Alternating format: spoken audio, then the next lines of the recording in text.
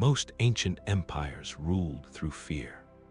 This one ruled by allowing the forbidden to travel freely through its heart.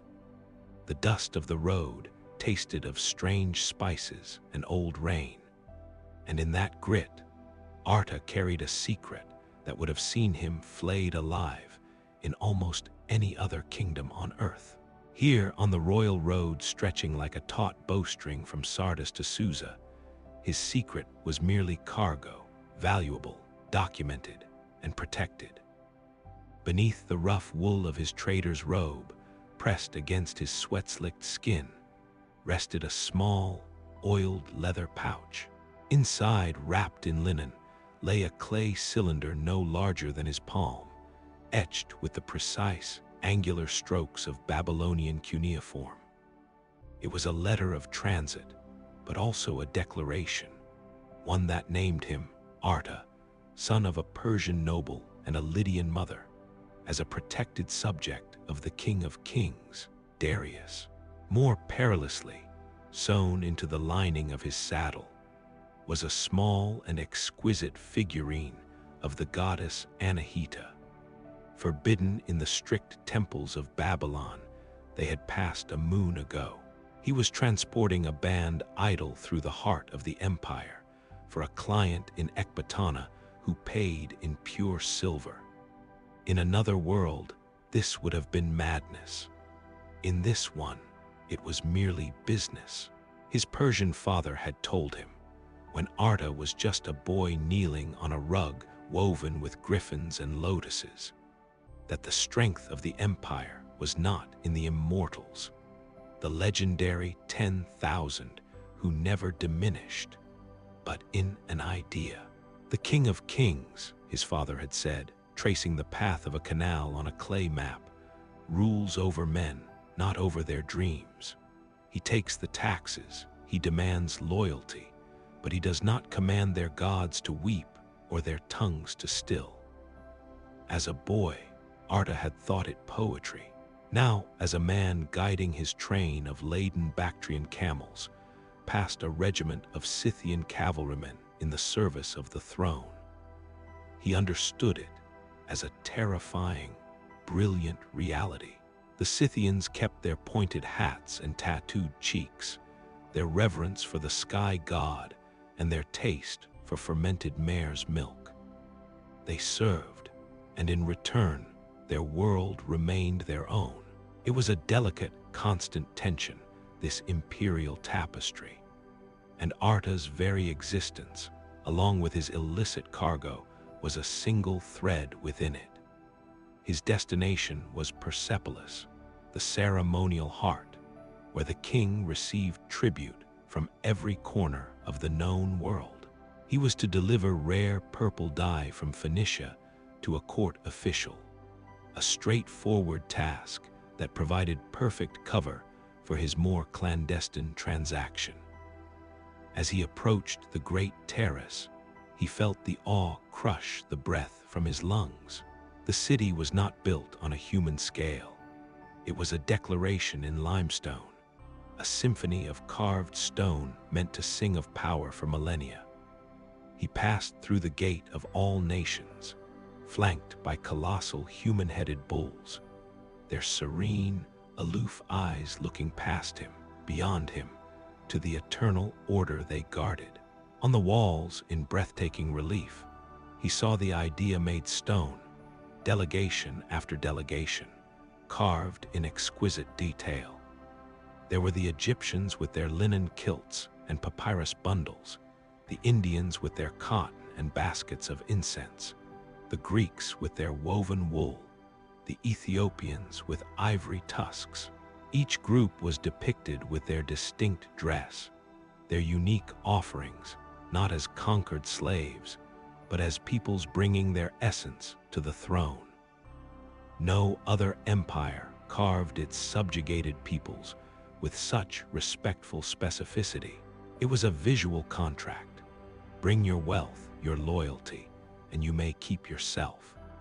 The official transaction was swift, the Persian bureaucracy famously efficient. With his legitimate silver counted, Arda melted into the swirling, multilingual crowds of the lower city. The air was thick with the smell of roasting lamb, sesame oil, and myrrh. He heard the guttural chatter of Aramaic, the administrative tongue, the lyrical flow of Greek from Ionian merchants, the sharp consonants of Median, and a dozen other languages he could not place. He found the contact in a tucked-away courtyard where a Babylonian water seller chanted the virtues of his cool, clean water. The exchange for the figurine was wordless, a brush of hands, the weight of silver in his palm. As he turned to leave, a commotion erupted at the courtyard's entrance. A group of men, their heads shaved in the Egyptian style, were arguing violently with a Persian market magistrate. One Egyptian held a broken alabaster vase, his face a mask of fury. The translator, a harried-looking Syrian, was trying to keep up. He says the Persian merchant cheated him. The measure was false. He demands justice according to the law of the pharaoh. Arda paused, expecting the magistrate to summon guards to crush this foreign impertinence with the casual brutality that was the standard currency of rule elsewhere. Instead, the Persian official, a man with a neatly trimmed beard and the patient weariness of a man who has seen everything, held up a hand. He listened. He called for the Persian merchant. He sent for the standard royal measures kept in the local garrison. A crowd gathered, a microcosm of the empire. Medes, Persians, Egyptians, Jews, Ionians. The measures were brought. The grain was poured. The Egyptian had been right.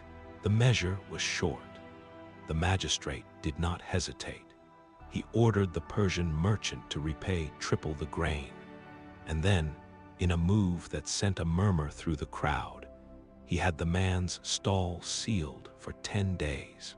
The law of the King of Kings is the same for the man from Thebes as for the man from Persis, the magistrate announced, first in Persian, then in Aramaic through the translator.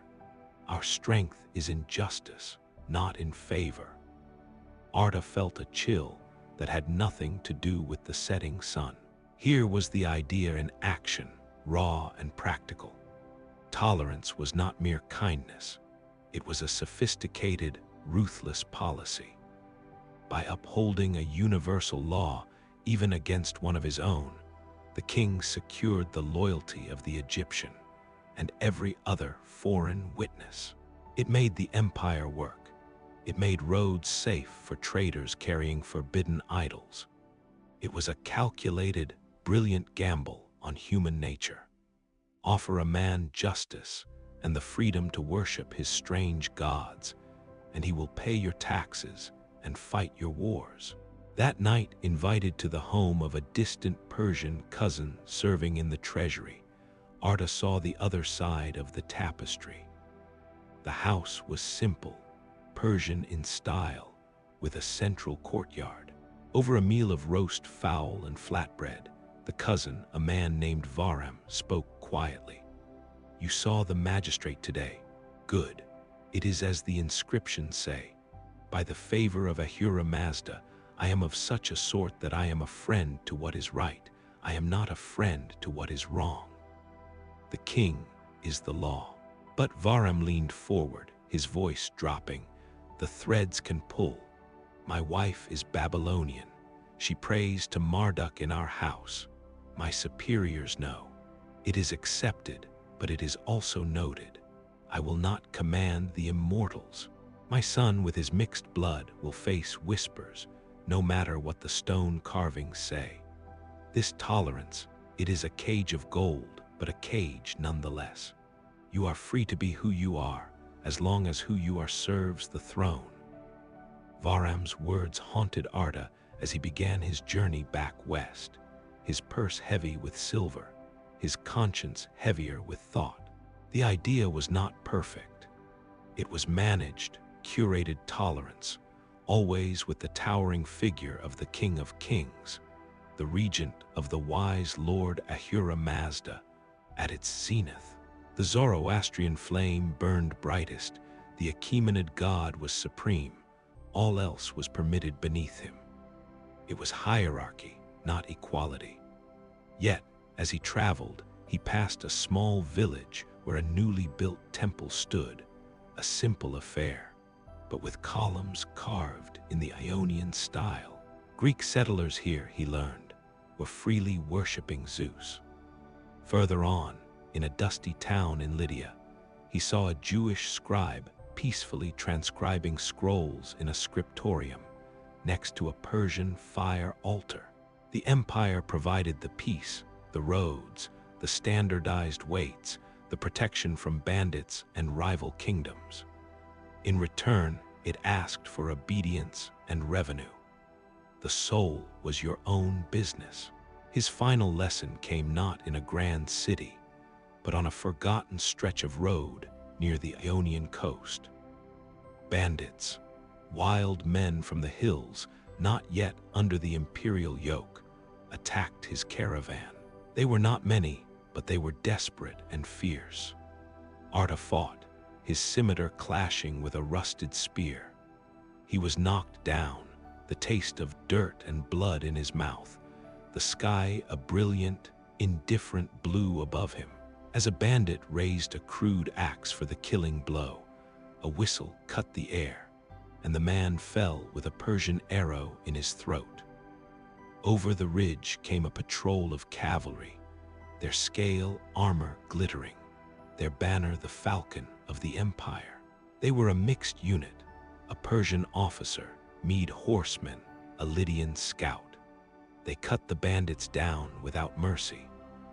Afterward, as Arta's wounds were being bound by a soldier who used Greek curses as he applied salve, the Persian officer questioned him. Arta told of his journey, his trade, his Persian father. He showed his cylinder. The officer nodded. The road is under the king's protection. Your taxes pay for our spears. This is the bargain. Then the officer's eyes fell on Arta's saddlebag, which had been torn in the fight. The linen wrapping had slipped, revealing the faint curve of the Anahita figurine, not yet delivered. Arta's heart froze. The officer looked at it, then looked at Arta, a long, silent appraisal. He reached down, and for a terrible second, Arta knew his life was over. The officer picked up the linen, carefully rewrapped the exposed idol, and tucked it back into the bag. He said nothing. He merely stood, called his men, and mounted his horse. As he turned to leave, he finally spoke, his voice carrying the flat, authoritative tone of imperial power.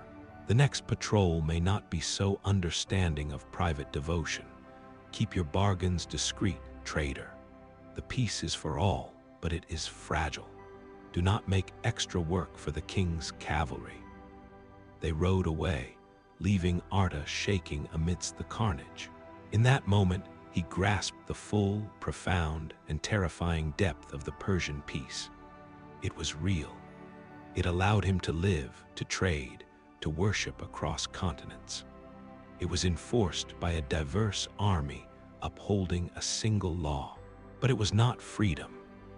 It was a magnificent, pragmatic, and deeply human system of controlled diversity, where his secret was safe only as long as it did not threaten the intricate, beautiful, and relentlessly orderly tapestry of the empire. He rode on, the weight of the idea now fully upon him, more staggering than any silver, more enduring than any stone carving in the sun-drenched terraces of Persepolis.